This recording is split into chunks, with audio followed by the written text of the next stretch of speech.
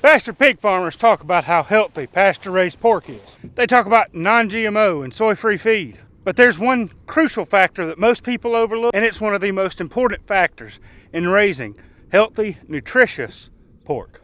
I'm Rod from Dowdle Family Farms, and I'm on a mission to grow more healthy, nutritious pork for my family and our farm's customers, while also rebuilding the soils that have been on our farm and our family for over 2 centuries now. And one of the ways I do that is by growing nutritious cover crops for our pigs to graze that also help rebuild soil health and reduce our feed costs. I'm out here checking the forages that we have growing for our pigs. So while we walk around and take a look at what we have growing, let's break down what really sets pastured pork apart and what many pastured pork producers overlook when they're raising their pigs.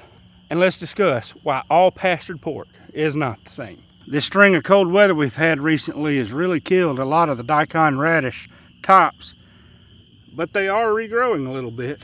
Chicory, clovers, Boston plantain, cereal rye, and others, though, are all coming along really well in this field. While I'm checking out these fields and walking around, I'm also going to show you some footage of our pigs grazing this same cover crop last year after it had grown up a good bit taller. If you Google much on the nutrition of pastured pork, what you'll find is a lot of information on different farm blogs and websites that don't cite a whole lot of data. Or if they do cite the data, the producers either overlook it, misrepresent it, or they don't understand what they're talking about. On a personal level, I'd rather focus on actual research from peer-reviewed, scholarly, technical articles and studies. If you haven't heard about some of the nutritional differences of pasture-raised pork, I'll post the references to the 2 articles that I'm citing in the video description.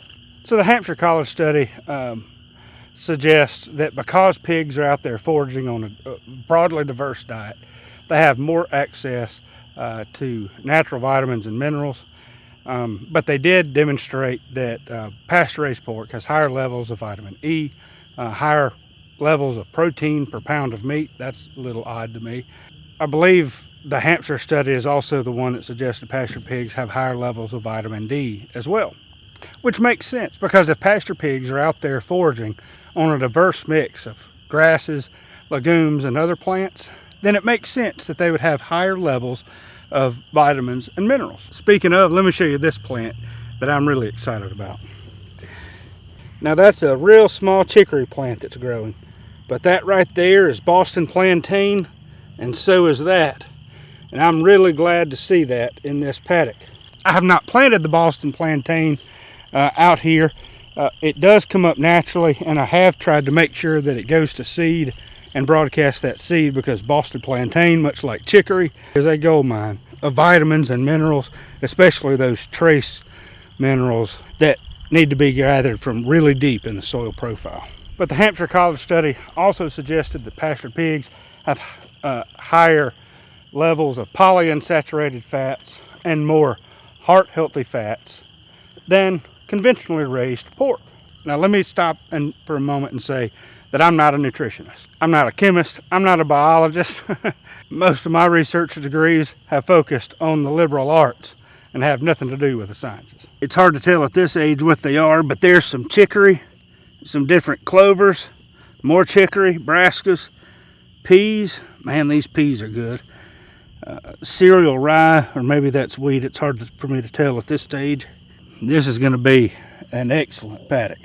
A study published by the Practical Farmers of Iowa has revealed even more information about the fatty acid composition of pasture-raised pigs. Let me briefly describe how the study was performed, and then I'll offer you the results. The Arbuckles in Missouri at the time received a grant from SARE. What they did is they raised one group of pigs on full feed with access to fresh pasture, and they rotated the pigs on pasture every week. In most pasture pig operations, the pigs receive free choice feed, and they're rotated every 7 to 14 days. The second group of pigs received 50% of their grain ration, and then they were moved to fresh pasture every single day. They planted some orchard grass and other grasses. I'll list that on the screen here. They planted a forage crop mix of about 6 different plants for those pigs to graze and moved them every day. The third group of pigs received no grain. They still were on the same pasture as the 50% pigs. However, they did receive a skim milk supplement to help meet energy and protein lysine needs. Once the pigs were processed, they took some samples of the meat, sent it to the Clemson University meat lab. They also took a couple samples of meat from the grocery store that they purchased and sent that for analysis at the Clemson University meat lab as well. I won't repeat the entire studies here. If you're more interested, you can check it out on the blog on our website. Just for a little point of comparison, let's take a look at the omega-6 versus omega-3 fatty acids ratio. Most nutritionists will say that people usually need 4 to 6 times the omega-6 to omega-3 fatty acids. So for every 6 measurements of omega-6 fatty acids, people need 1 omega-3 fatty acid measurement. However, if that ratio is much more than that, it can lead to a lot of things like chronic inflammation, heart disease, and other. The pork tested from the grocery store had a 30-to-1 ratio, roughly 5 times higher than what most nutritionists recommend. The group of pasture pigs that had full feed and were moved once a week and represent the very best of what most pastured pig producers do had a ratio of 15-to-1, half as much as conventionally raised, but still higher than it needed to be. That 50% grain-fed group had a ratio of about 10-to-1, and the full pasture group had a ratio of about 5-to-1. There were very similar results when they started talking about the saturated fats and unsaturated fats and good fats and bad fats, and it's easy to get lost in all that. But what the study suggests that is so incredibly important for us to recognize, the more pasture pigs consume, the greater impact it has on the nutritional quality of the pork that's produced, particularly the fat. And we get much healthier fats when pigs graze more. But first, let me start off by saying pasture-raised pigs that are rotated every week make a huge difference in the quality of the pork, even if you're not planting specific forages for those pigs. Let me also say that it is incredibly difficult to raise pigs on pasture alone without any supplement. I don't know of anyone who's done it, and those who do not feed grain have to feed some kind of whey or milk product, like this processed milk powder that the Arbuckles fed. And they were still growing nutritious forages for their pigs. And pigs will consume a lot of forage. They'll eat a lot of, even when they have full feed, they'll eat a lot of grass. They'll eat a lot, if there's clovers and other stuff, they'll eat a lot of it. And you can tell a huge difference in the quality of the meat. But even when pigs eat a lot of grass and other pasture, they often do not reduce a whole lot of their grain requirements because most pastures just do not have the types of protein, especially the essential amino acids like lysine that pigs need to grow, and so they need those additional feeds. But if you can grow more nutritious forages for your pigs, it can drastically reduce their grain costs while also increasing the forages that they consume. So often people focus on non-GMO, organic, corn-free, soy-free, or a combination of all those types of feeds. And what no one talks about is how important the vast majority of forage is for the pig's diet. That's why on our farm right now, we don't have any feeder pigs. I don't know if you noticed, but we don't have excellent forage for our pigs to graze. Our sows are out grazing, but they do have some limited options this time of the year. That's why I also try to finish our pigs out when we have the most nutritious forages that they can graze. Pigs that are 100 to especially 150 pounds have much larger digestive tracts, especially their cecums are larger, and so they can process a lot more of the forages that they're consuming and turn that into energy, muscle, and fat. Whereas pigs that are younger, they don't do that well. One of the weaknesses of the Arbuckle study is they didn't pick some of the most nutritious forages for the pigs. Now understand, I'm not blaming them. I think they did a phenomenal job in what they did. But what I've noticed, when pigs have a much more diverse forage available to them, they perform so much better. The Arbuckles use a couple types of legumes, but for that protein and energy needs.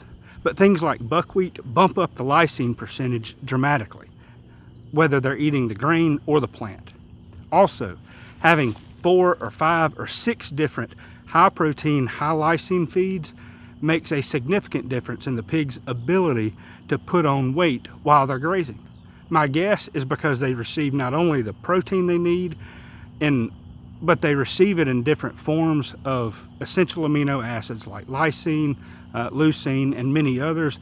And what some high protein plants have, the others don't, and vice versa, and they help balance themselves out.